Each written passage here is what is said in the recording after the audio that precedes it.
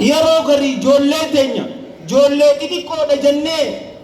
irraa laaffachuu hin qabnu ni beektanii inuma ani akkaan jirutti itti jabeessuu qabnaan isiniin jaa guyyaa baruu galata nuu galchiti ijoolleen teenya abbaa collee takkaa tutuutu jira abbaa hariifa takka intala xiqqoo kutaa 3 kutaa 4 taqaraaf qabu intala isaa tana hogguutuu obboleeyyan kiyya mana hibzii geesseetiiti eega hibzii san fitte faxara nyaattee gara madarsaa isii geesse ammas madarsaa yeroo baate nyaata isii ni nyaatti mana hibzii geessan amma intalti xiqqoon kutaa 3 4 baraat ni bochiga yaa abbaa kiyya maaliif akkana na darartaa ijoolleen biraa humnooti akkana kubbaadhaa fi laastika waan addaa taphatti ati ammoo maaliif na cinqitaa akkana jetteeti